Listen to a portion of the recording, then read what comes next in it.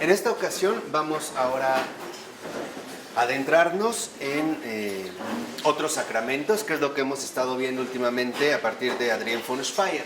Y en esta ocasión, el sacramento en el cual nos vamos a concentrar es el sacramento de la comunión. Ya nosotros hemos visto el bautismo, vimos la confesión, ahora vamos a comenzar precisamente por la comunión.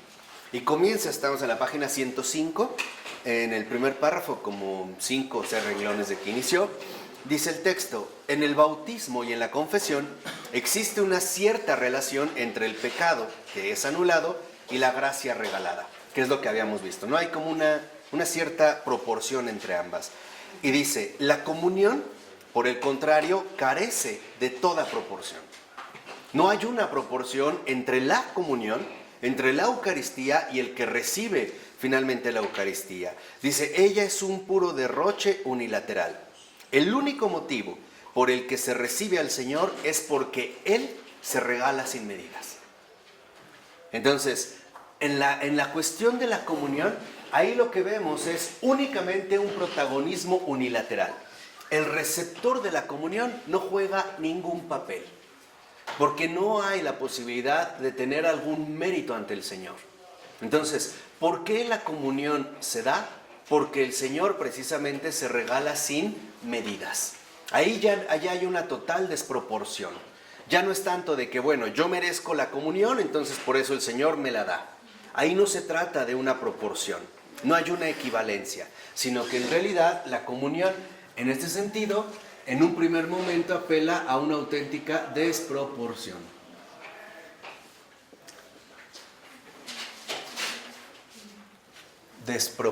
¿Sí está bien escrito? ¿Ah? No me falta. No, sí está bien, ¿no?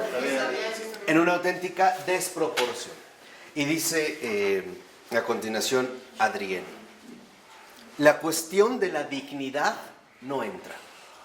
¿Qué quiere decir? Que en la comunión, desde esta mística objetiva, que es la que sigue Adrián o la que nos presenta Adrián, no se puede hablar de la dignidad del que recibe la comunión. Ahí todos los que recibimos la comunión somos prácticamente e infinitamente indignos de recibir al Señor. Ahí no hay una proporción.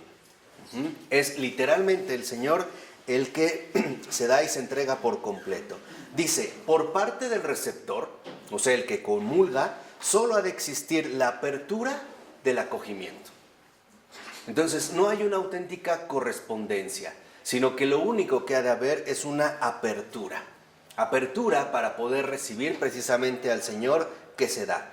Dice, ciertamente, aquí también se necesita una preparación, pero la preparación de la comunión es la confesión. Y con esto, la preparación está concluida. Entonces, ¿cómo nos preparamos para la comunión? A través de la confesión. No a través de mis propios actos buenos, que es precisamente lo que habíamos discutido la clase pasada, ¿no? En esta clase anterior. No, yo no me preparo con mis propias capacidades o con mis propios méritos, no. La única manera para prepararse a la comunión es a través precisamente de la confesión. Este es, digamos, el acceso radical a la comunión. Entonces, la verdadera preparación de la comunión o para la comunión o para recibir la comunión es la confesión. Esa es la única preparación, no hay otra. No hay otra preparación. Yo no puedo hacer un conteo de mis obras realizadas o de mis avances en la vida humana, porque no hay ahí la dignidad del receptor, la dignidad humana no tiene ninguna relevancia, no tiene ningún papel. Entonces, la comunión es una desproporción, pero esta desproporción es una entrega del Señor. Lo único que a nosotros, o el único papel que jugamos nosotros, es una apertura de recibimiento.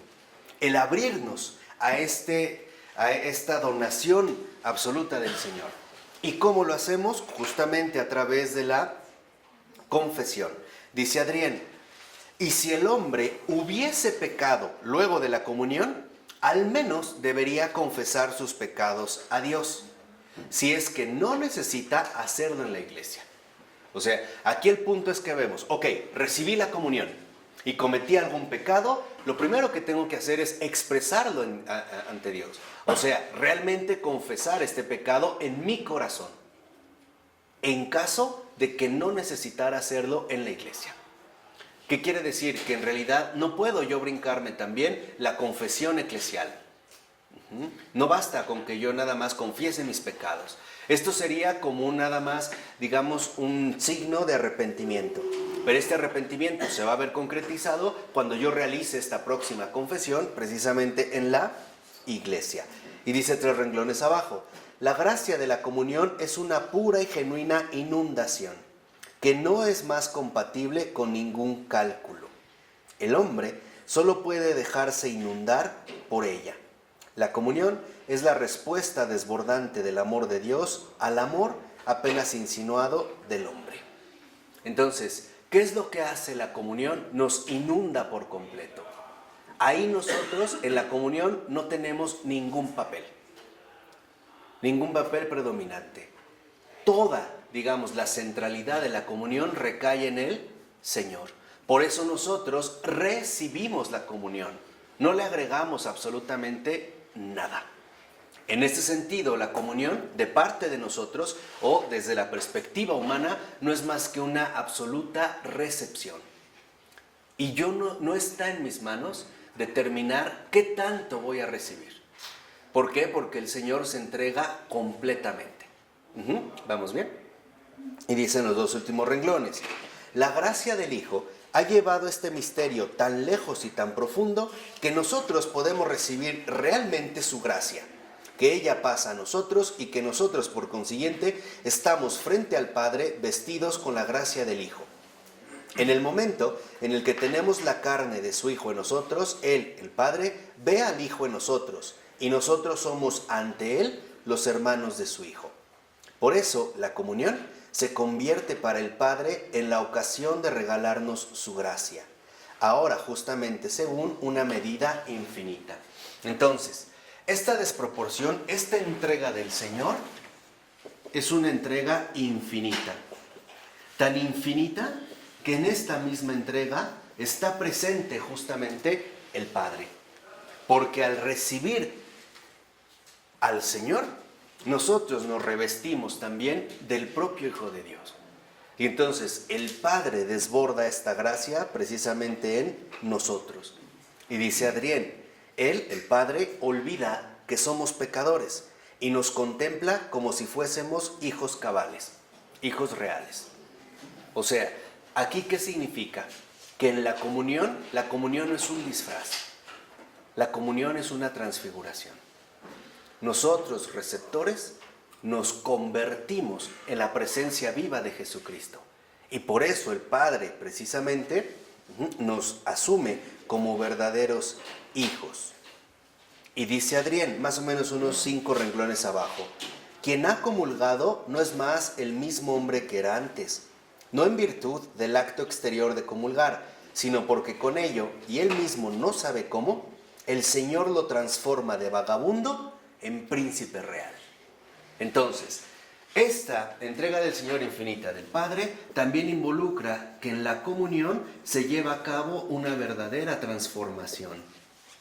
La transformación que nos convierte plenamente en hijos de Dios. Y el Padre entonces nos acepta y nos asume como tales.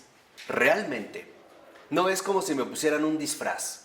No, realmente soy asumido en la carne de Cristo, porque el Señor se hace uno con nosotros. Y este es, digamos, un acontecimiento extraordinario. Entonces, cuando el Señor se hace uno con nosotros a través de la comunión, se lleva a cabo verdaderamente esta transformación. Y dice a continuación: es como si el Hijo de Dios hubiese recibido el permiso de jugar en la calle y entonces arrastrarse con sus compañeros de juego, andrajosos y piojosos como ellos están, de las cercas y las calles a la casa paterna para presentarlos como sus amigos. Entonces, en la comunión cada vez que recibimos la comunión, en esta transformación Jesús dice, Él es yo. Y el Padre precisamente acepta esta presentación. Dice 2 renglones abajo, esta es la gracia de la comunión que supera toda medida. Y si bien su efecto toca lo más íntimo de nuestro ser, sin embargo, se ha de calificar también de impersonal. Ella crece por encima de nuestra persona, sin que podamos ponerle ninguna contención. O sea, la Eucaristía nos desborda incluso a nosotros mismos. Toda la gracia recibida en la comunión no se va a limitar a nuestra propia realidad personal, sino que va a superar, por así decirlo, mi propia subjetividad. Porque al ser transformados en Cristo, en la presentación del Padre, entonces también esta misma transformación va a implicar una repercusión general. Dice, la Eucaristía está simplemente presente en la Iglesia. Es presencia real y es distribuida, de alguna manera impersonalmente, a todos los que la desean. ¿Qué quiere decir? Que el Señor es pura donación. El Señor por eso está en el sagrario. Ahí está, donándose a todo el que en verdad desee que recibirlo, que es lo que dijimos hace un momento, pasar de las tinieblas a la luz. Por ello es que también la Eucaristía es impersonal, porque la Eucaristía está por completo dada en el Señor. Y por lo tanto, esta transformación, que es la entrega plena del Señor, se transforma en una auténtica presencia. Está ahí, a disposición de todo aquel que quiera recibirle. Ahí está, en una apertura y en una entrega sin fin. Sin predilecciones, sin rechazos. Simple y sencillamente la Eucaristía es la entrega total de Dios al hombre. La entrega total de Cristo a sus amigos. Y dice, ella no solo es eficaz en el momento en que es distribuida. Aguas aquí. La eficacia de la Eucaristía no solo depende del momento en el que es distribuida y recibida. ¿Por qué? Porque la presencia del Señor sigue tan plena, aunque nadie la recibiera.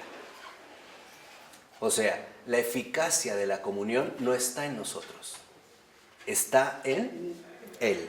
Y dice, quien la ve, dice al iniciar la 107, quien la ve, quien está en la iglesia, es tocado por ella. Fíjense, con solo ser adorada es recibida. Con eso basta, ¿eh? Entonces, también la comunión con la presencia del Señor se da a través de la adoración. Porque el verdadero adorador es aquel que recibe la presencia de Dios en su vida.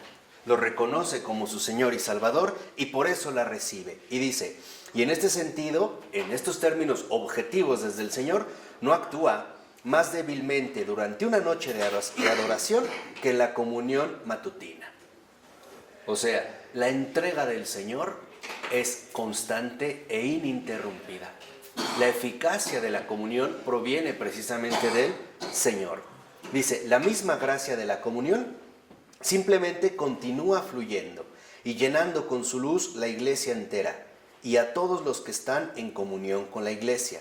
Y quien no la puede recibir de un modo exterior sacramental, en él ella actúa de un modo interior e inmediato. O sea, también hay finalmente una actuación del Señor. ¿Por qué? Porque visto desde esta objetividad de la verdad, el Señor no pierde esta, vamos a decirlo así, esta entrega continua, ¿no? Y dice, la comunión es la que hace precisamente posible la comunión de los santos. Nadie puede ni debe comulgar para sí mismo. La comunión no es para mí. La comunión es para todos, que es lo que ya también en algún momento habíamos comentado, ¿no? Yo me abro al Señor para recibirle y transmitirle a los demás. De hecho, estamos llamados a ser precisamente sagrarios ambulantes. Llevar la presencia viva del Señor a todas partes. Por eso es que lo recibimos. Por eso es lo que decía el Señor. Nadie enciende una vela y la mete debajo de la cama. O sea, no es que yo lo recibí, entonces me voy a guardar esta comunión. No, la voy a manifestar. ¿Y cómo la voy a manifestar? Como luz. Ajá. Es decir, precisamente esta es la luz del mundo. Dice a continuación, entre confesión y comunión el paso es inmediato. Por medio de la confesión está totalmente libre el camino hacia el Señor. Él viene a su propia casa. Todo está preparado. El Señor en nosotros espera al Señor. La casa necesita ser aún preparada especialmente. Ella está pronta. Nosotros estamos limpios. En la confesión, el Señor nos da la posibilidad de presentarnos ante Él como sus criaturas.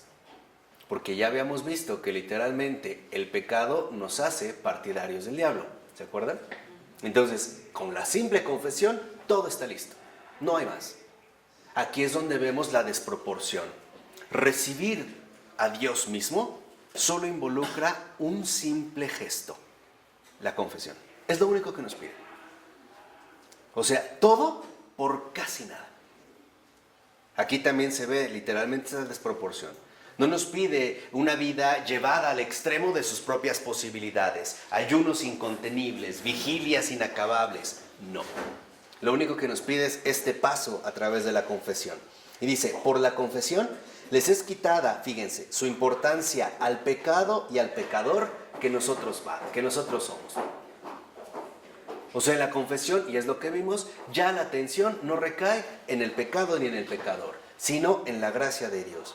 La indignidad no juega ya ningún papel. Entonces, cuando comulgamos, lo importante no es si yo soy digno o no. Lo importante es estar preparado para recibirlo a Él. ¿De acuerdo? ¿Sí? No depende de cuánto me voy a preparar. Basta la ¿qué? La confesión. Todo lo demás está en Él. Él es precisamente el que se va a desbordar en mí. Y dice, ahí cesa la infinita desigualdad. No existe tampoco ninguna proporción entre la frecuencia en la recepción de la confesión y en la comunión. Para la frecuencia de la confesión son determinantes diversos puntos de vista. Ella, la confesión, no debe ser tan frecuente que el pecador se ocupe más de sus propios pecados que de la gracia de Dios. Y Adrián tiene razón. Como si en efecto yo sintiera un pecado, entonces me tengo que ir a confesar. Entonces otro pecado, me voy a confesar. Otro pecado, me voy a confesar. Porque entonces ya no estamos en la luz. Ya estamos en las tinieblas. Lo cual significaría que ahora nuestra atención fundamental ya no está en la gracia de Dios, en la luz. Sino que ya está exclusivamente en el ¿qué? Confesionario. No, en el pecado. O sea, entonces ahora mi atención estaría justamente en el pecado. Y de aquí se pueden desatar un montón de escrúpulos inútiles. Entonces, la fundamental son dos pasos sencillos. El Señor siempre me recibe. Lo único que me queda es prepararme para esa recepción. Nada más. Acudir a la confesión. Dice a continuación, pero tampoco puede ser muy infrecuente. O sea que ahí me confieso una vez al año, 2 veces al año. Para que el pecador experimente siempre de nuevo la apertura de sí mismo que el Señor realiza por medio del sacerdote, para que perciba esa voz explosiva. Dice, si nosotros confesamos semanal o mensualmente nuestros pecados diarios y tampoco interesantes, es harto indiferente. No está ahí, digamos, el corazón mismo de la comunión. Pero por el contrario, no es indiferente cuán a menudo nosotros hacemos la experiencia de la pureza del Señor que nos llega en la absolución. Y aquí es donde debemos de corregir un aspecto central. El núcleo mismo de la confesión no está en el pecado, está en la gracia de Dios. Por lo tanto, que nosotros vayamos a entregar al confesionario muchos pecados no es lo central. Lo central es volvernos a inundar por aquella gracia especial que se da a través de la absolución. En pocas palabras, ¿para qué me confieso? Para ser absuelto, no para presumir mis pecados. ¿De acuerdo? Entonces, no voy, por así decirlo, solo a un vomitadero. El confesionario no es un vomitadero. El confesionario es un lugar de gracia. Y por eso lo que realmente, ¿no?, motiva mi confesión es, ¿se acuerdan? El Vía Crucis abreviado que atravesamos. De la vergüenza a la ¿qué? A la reconciliación. De la pasión a la resurrección. ¿De acuerdo? Ahí estaría en el punto central, que es justo la absolución. Dice, 2 renglones abajo, en la confesión el sacerdote es un instrumento ministerial, es el puro representante del Señor. Aquí entra un punto central. La absolución no me la da el sacerdote. Dios me la da a través del sacerdote, a través precisamente de su representante. Dice, para la frecuencia de la comunión son esenciales otros puntos de vista. El Señor es el alimento de nuestra alma y es bueno recibir a menudo ese alimento, incluso diariamente, o sea, confesar diario. Él es nuestro alimento primario, con lo que se justifica el mandato de sobriedad y ayuno en la recepción. Un alimento que procede de arriba, del Padre, y quiere conducir hacia el Padre. No se le puede digerir, así como el cuerpo digiere una comida. Ese alimento no deja ningún residuo. Mejor dicho, nos integra a nosotros en el Señor. ¿Por qué? Porque nos abre para su misión. Entonces, esta presencia, al nosotros recibir la comunión, se convierte a su vez en una auténtica incorporación. ¿Qué quiere decir? Que esta incorporación no es otra cosa más que la gracia que el Señor nos concede de anexarnos a la misión del Señor, a su propia misión. Aquí viene precisamente esta incorporación que nos prepara para su misión, la misión precisamente del Señor. Y dice, la supervivencia eucarística del Señor en nosotros significa la supervivencia, el continuar viviendo de su misión en nosotros. Entonces, aquí viene un punto central. ¿Para qué comulgamos? No, ya no. No solo es eso. Para continuar en la misión del Señor. Entonces, ¿qué es aquello que me garantiza que estoy en la misión de Dios, que estoy haciendo mi misión? La comunión. Por eso les decía, cuando uno se aleja de la Eucaristía, uno ya no está en la misión. Porque recibe luz. Claro. El Señor se sigue dando, lo vamos a recibir, sí, pero ya no estamos incorporados precisamente en la misión misma del Señor. ¿Qué quiere decir? Que cuando no estamos en la comunión, no estamos en la comunión de los santos. Y por lo tanto estamos fuera de la misión. Luz y fuerza. Sí, claro. Eso es justamente lo que a nosotros nos da un criterio de que en efecto estamos dentro de la misión del Señor. Y la comprobación es muy sencilla. Para poder comulgar tenemos que confesar y por lo tanto enmendar pecados y hacer correcciones o propósitos de enmienda en la vida. ¿Cierto o no? Y este es un preparativo para la misión. El que no lo hace es porque no acepta la misión.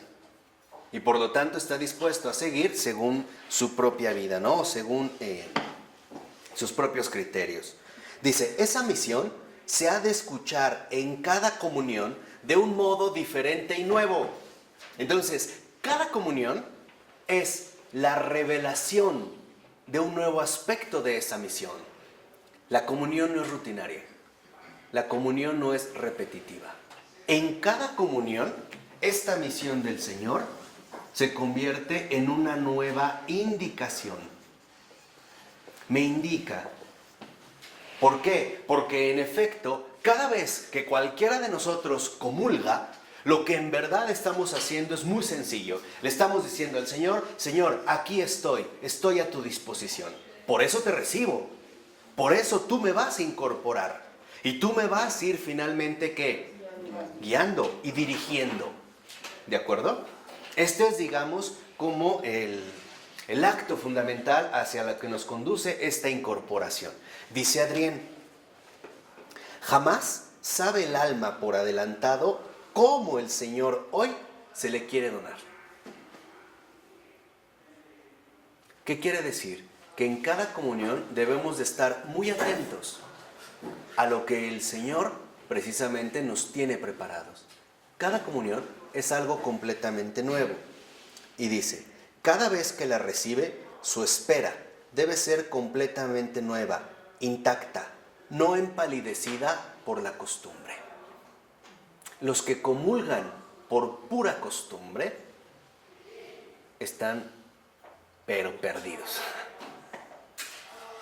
Porque la comunión es la indicación de una nueva vida a partir de ese momento.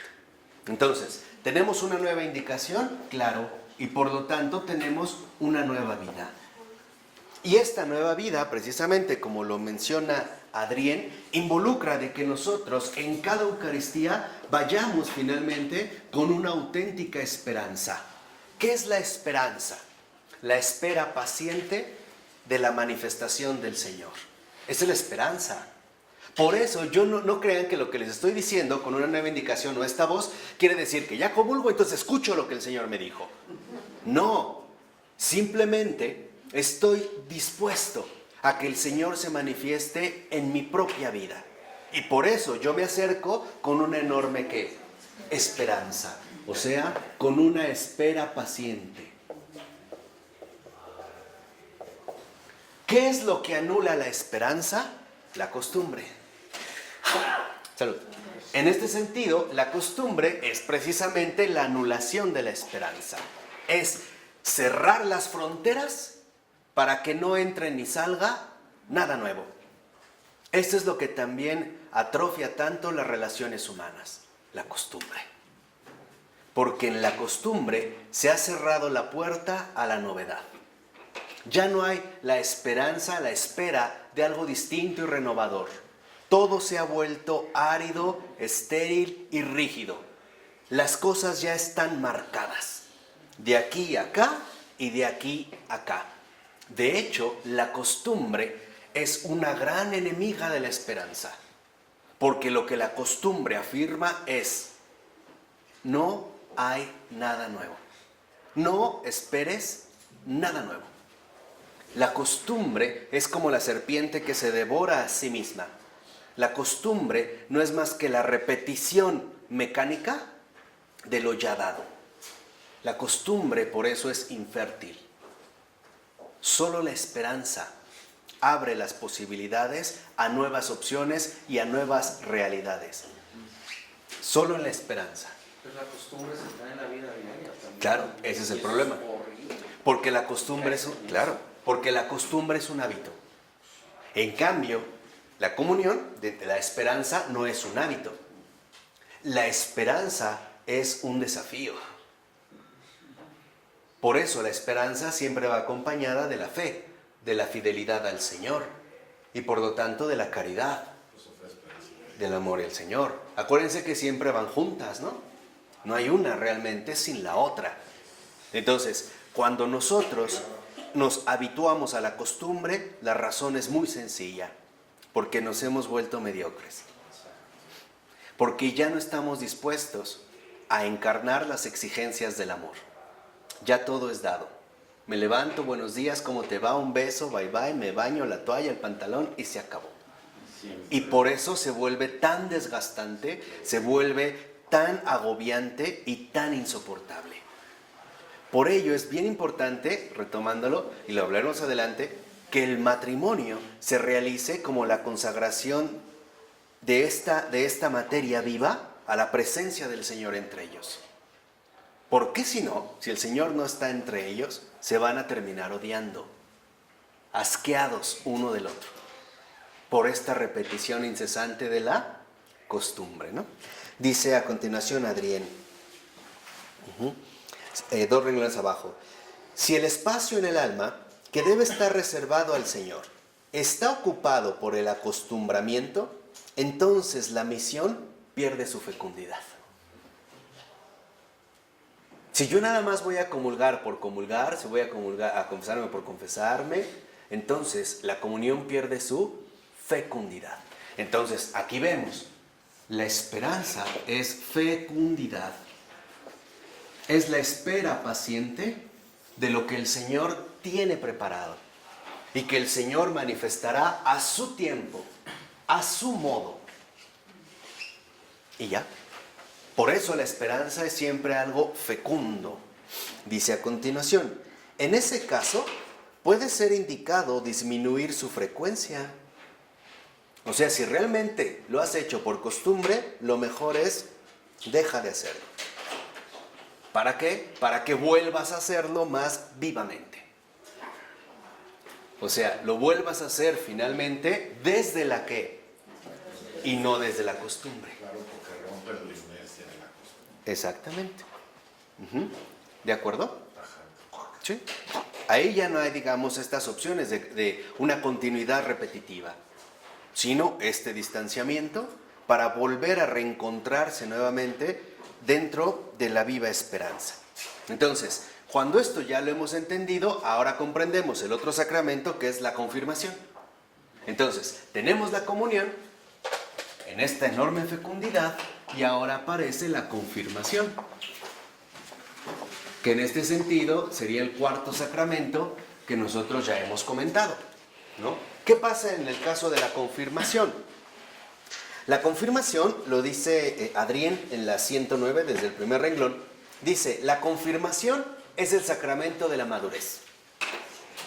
¡Pum! Así, de centro, o sea, si nosotros nos damos al centro, la confirmación es el sacramento auténtico de la madurez. Así de sencillo. Así como en el bautismo, a nosotros no se nos exigía ningún tipo de madurez. En la confirmación, sí. ¿Por qué? Dice Adrien, su gracia consiste en el otorgamiento eclesial del Espíritu Santo, es decir, en el fortalecimiento de los creyentes en vista de su pertenencia eclesial y en la inteligencia que la Iglesia no es solo institución, sino también vida. Esta es la gran aportación. En la confirmación se nos da la gracia para que la Iglesia deje de ser algo inerte y pase a ser el tejido mismo de nuestra vida. Entonces, ¿qué es la madurez de la confirmación? La vida eclesial. ¿Qué quiere decir? Que el que se confirma es porque está realmente decidido a vivir la vida de la Iglesia, donde ya no es una relación externa, ya no son piedras muertas, sino que en pocas palabras, a través de la confirmación, uno está dispuesto a ser parte de esta gran construcción divina. Y por lo tanto, uno se ofrece plenamente para ser una piedra viva, que son de las que ya hablaba el apóstol San Pedro, precisamente en su carta. Ser piedras vivas. Por eso es que se requiere en este sentido la confirmación. Y dice, la confirmación consiste en llegar a saber que precisamente en la institución eclesial vive el Espíritu Santo. Esta es la madurez. La madurez de poder asumir ya la vida eclesial es ahora formar parte o ponerme al servicio pleno del Espíritu Santo. Por eso dice más o menos unos 4 o 5 renglones abajo. No es un sacramento absoluto, sino relativo. Ella, la confirmación, ata a la Iglesia y precisamente por eso hace madurar a los cristianos. O sea, ahora en la confirmación nosotros entramos a una nueva etapa de la vida cristiana. Hemos dejado la infancia del bautismo, ¿se acuerdan el tiempo del ángel de la guarda? Que era muy hermoso y comentamos, para llegar finalmente al tiempo de la madurez. ¿Qué sería en este sentido la madurez? La obra del Espíritu Santo en nosotros. Siempre en esta dimensión eclesial. Dice, esa madurez consiste en que el cristiano se hace capaz de juzgar por sí mismo en el interior de la Iglesia y de mirar con los ojos de la Iglesia.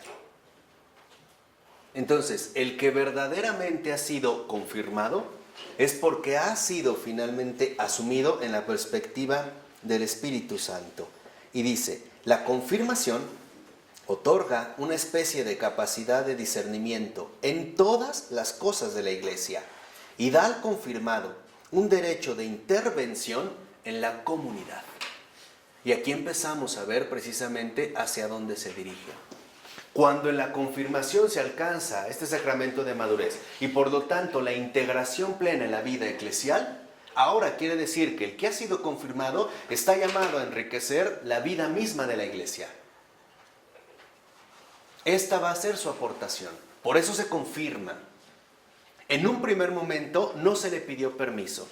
Los padrinos y los padres lo hicieron por él, como un ofrecimiento. Pero ahora nosotros somos los que estamos llamados a tomar esta ¿qué? Esta decisión, esta postura, este ofrecimiento, ¿no? Esta oblación, oblatus, este ofrecimiento, ¿no? Entonces dice Adrián, unos 5 renglones abajo, ella, la confirmación, hace estallar la vida personal del creyente y lo obliga a transformarse en un miembro responsable de la comunidad. Y aquí es donde entra un punto central. ¿En qué consiste la madurez? La vida eclesial en la comunidad. Por eso les decía que este beneficio de la comunidad es precisamente lo que va a constituir la aportación personal de este creyente que ha aceptado precisamente la vida eclesial. Ya se le pide precisamente este enriquecimiento. Dice, él, el confirmado, como miembro vivo de la iglesia, debe conocerla mejor. Por eso me he confirmado, para conocer mejor esta iglesia que estoy asumiendo en mi propia vida. Es profundizar en ella, o lo que es lo mismo, dejarme inundar por el Espíritu Santo. Ese es, digamos, el punto central. Y dice, ha de dejar la leche de la enseñanza pasiva y pasar al alimento sólido de la formación y perfeccionamiento personales en las cuestiones espirituales. Entonces, el confirmado está llamado a desarrollar estos dos aspectos, formación y perfeccionamiento. Esas son las tareas que nos da la gracia de la confirmación. La formación y el perfeccionamiento. ¿De qué? De las cuestiones espirituales. Y aquí volvemos a ver cómo coincide Adrián con Florensky, ahí se ve que están en la comunión de los santos, en que en efecto no solo se trata de una cuestión moral, no se trata de cómo nos vamos a comportar, es una cuestión ontológica. ¿Qué estamos dispuestos a hacer? Ya no solo es qué vamos a hacer con H, ¿qué vamos a hacer? ¿Quiénes somos realmente? Y quiénes somos es lo que se va a manifestar precisamente a través de la comunidad. Dice ahí mismo a continuación, no puede considerar más la doctrina eclesial simplemente como una tradición e institución cerradas. En todas las cosas debe sentir y experimentar con ella lo que es vivo y creciente en la iglesia. Realmente asumir esta vida eclesial, dice Adrián, la iglesia recibe un derecho a que él sea un miembro útil para la comunidad, a que esté a su servicio, a que abra su vida personal a la vida eclesial. Esta es la confirmación. Como una vida eclesial que se va a manifestar a través de la comunidad, significa que en la confirmación realmente llevamos a cabo una apertura para ponerme al servicio de esta existencia eclesial. No solo me confirmo a mí y ahí se cierra, al contrario, me abro precisamente a esta dimensión. Dice, el aspecto de apertura de la gracia de la confirmación consiste en un reconocimiento siempre creciente de la unidad de espíritu e institución, de libertad cristiana y obediencia eclesial, y en una disponibilidad creciente para la iglesia, que es quien encarna esa unidad. Entonces, en la confirmación, esta apertura a su vez precisamente constituye una auténtica disponibilidad. Disponibilidad plena en el crecimiento mismo de la iglesia, que es lo que ella me aporta. Dicho muy brevemente, la confirmación es el ponerse a servicio de la iglesia del Señor. Esa es la confirmación. Pero ya ponerse a servicio de la iglesia del Señor implica una madurez. ¿De acuerdo? Ahí ya nosotros daremos estos pasos de madurez. Dice más o menos unos 4 renglones abajo. Ahora que ha dejado la niñez, la norma de su vida, fíjense, no es más su piedad personal, sino la Iglesia Católica. En la confirmación ya no es de que voy bien en mi piedad personal, rezo 4 rosarios al día, voy a 2 misas, recibo 3 eucaristías, leo libros piadosos, veo películas católicas. No sirve de nada. La confirmación es el ingreso pleno y total a la auténtica Iglesia Católica. Entonces, ¿en qué consiste la madurez de la confirmación? En la catolicidad, en la universalidad que adquiere ahora nuestra misión cristiana. Este es el centro profundo de la confirmación. Seguimos pensando que en la niñez se tienen que llevar a cabo precisamente estos sacramentos. Cuando hoy en día se pide primero la confirmación, es porque se supone que uno está plenamente aceptando esta madurez cuya disponibilidad me va a llevar a la Iglesia Católica y que por lo tanto yo realmente sí voy a vivir la auténtica comunión. Porque si no sería entonces un mero requisito. O sea, en pocas palabras, cuando hoy la Iglesia solicita primero la confirmación antes de la comunión, lo que está diciendo es, realmente hay que asumir con madurez lo que se va a realizar. Porque si no, seguiremos haciendo finalmente las cuestiones meramente infecundas, sin una recepción profunda. Hemos, digamos, malinterpretado 2 aspectos. Primero, durante un buen tiempo, y desde hace algunas ya décadas, incluso podríamos decir algunos siglos, se empezaba a administrar los sacramentos casi seguidos, sobre todo la confirmación y el bautismo, debido a la alta mortalidad de los seres humanos. No estábamos en las condiciones sanitarias de hoy en día. Dicho de otra manera, los bebés, la mayoría, morían muy pequeños. Entonces, era importante que los sacramentos se administraran lo más pronto posible. Hoy en día, que nuestra condición sanitaria y por lo tanto las mejoras de la salud han incrementado, nos permite entonces tener en consideración que por lo menos, se supone en teoría, podríamos alcanzar un estado más pleno ¿de qué? De madurez. Para que una vez que hagamos la confirmación y entremos realmente a la vida eclesial, nuestra auténtica comunión no quede infecunda. Por eso, digamos, durante las primeras comunidades cristianas, generalmente uno comulgaba una vez en su vida. Casi en el momento prácticamente antes de morir. ¿Pero por qué? Había un motivo muy serio. Porque se tenía una clara conciencia de que comulgar con la presencia del Señor no era un juego. No era un juego. Tenía una seriedad tremenda. Porque si tú realmente te conviertes, vamos a decirlo así, en una verdadera incorporación del Señor, es porque en efecto estás dispuesto a asumir la radicalidad que esto implica. Hoy en día esto fue cambiando y la razón fue muy sencilla. Ya no nos tomamos en serio al Señor. Ya no realmente nos damos cuenta de toda la implicación que esto lleva consigo. El hecho incluso de haber alcanzado una determinada madurez. Por eso, digamos, en los primeros catecúmenos que se empezaban a instruir, se podían instruir años. Años. ¿Por qué? Para que realmente se viera la radicalidad que implica comulgar con el cuerpo y la sangre del Señor. O sea, la enorme responsabilidad que involucra decirse discípulo de Cristo. Y esto involucraba, en efecto, llevar un enorme proceso ¿de qué? De madurez. Hoy en día no, nos lo tomamos a la ligera y al menos a mi perspectiva creo que se debe ante todo porque hoy ya no contemplamos esta presencia. Lo vemos como un acto, un rito más con el que cumplir sin captar, digamos, todas las implicaciones que eso conlleva. Por eso también hoy en día se está insistiendo en no recibir la comunión de manera inapropiada.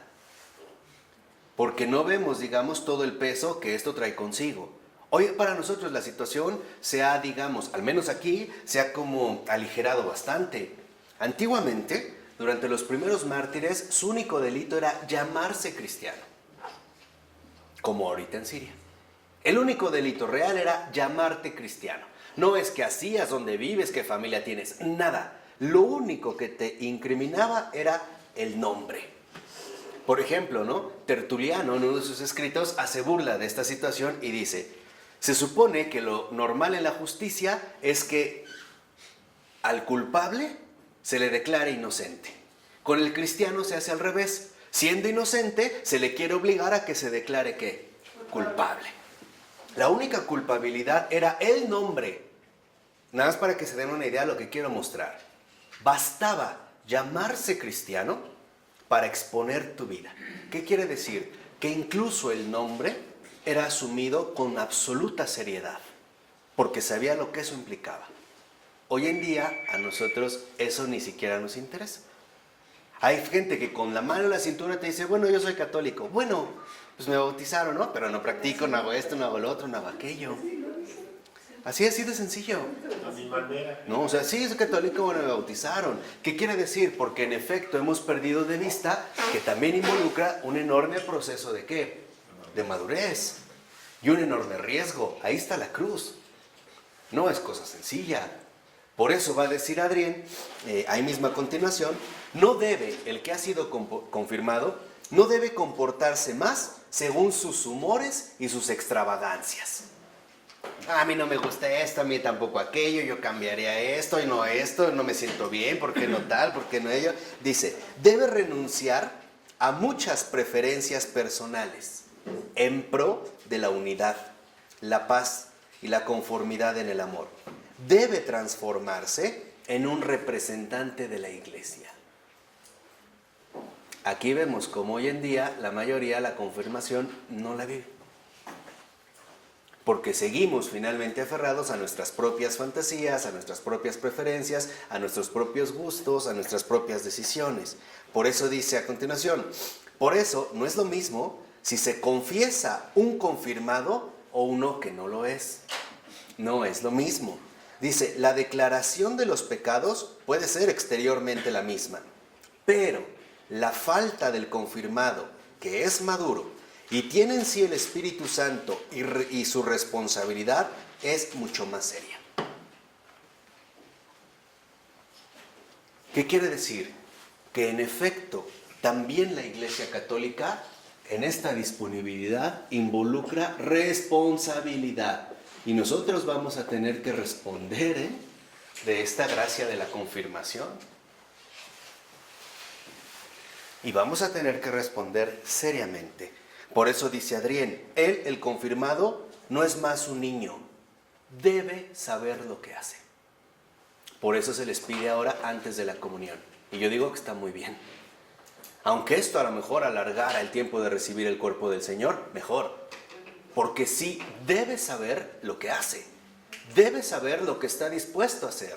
Y lo que esto precisamente va a ¿qué? A implicar. Por eso yo les vuelvo a insistir, la Iglesia Católica jamás ha sido de mayorías. En realidad, pervive de una minoría. Es la minoría que lleva la vida entera. Claro. La Iglesia Católica nunca ha funcionado por la cantidad. Siempre ha estado basada en la calidad. Por eso, casi recién de que entró el Papa Benedicto XVI, dijeron, Santo Padre, hay que hacer algo, metamos mariachis a las misas, luces neón, bocinas acá, porque la gente se está yendo. Y él decía, que se vayan, nunca han estado aquí. El que realmente ha estado en la iglesia no la abandona, porque es su mismo ser. La conoce y la ama, está encarnado a ella. Él sabe que salir de la iglesia es lo mismo que morir. Así de fácil. Entonces decía, no hay opción. No tenemos por qué tratar de engañar a la gente, ¿no? Con cuestiones aparentemente llamativas. Lo que tenemos que enfatizar es la presencia viva del Señor que Él nos transmite a través de nuestra comunión sacramental con Él, a través de nuestra confirmación, de nuestra frecuencia en la confesión, de nuestro bautismo, de nuestro estado consagrado, como sacerdote o matrimonio, que es lo que veremos la otra para acabar ya con los sacramentos. Cuando nosotros realmente asumimos una responsabilidad para que vean el orden que el Señor ha dado. En este punto, bautismo, ¿no? Confesión, comunión, confirmación, en lo que vamos realizando, precisamente, dice Adrián, porque la confirmación significa la puerta de ingreso en la vida madura de la iglesia. En la confirmación ya no se trata de que uno siga otra vez sus propios caprichos, Se supone que ya estamos incorporados a la vida madura de la ¿Cómo se iglesia. incorpora a esta vida? ¿Cómo?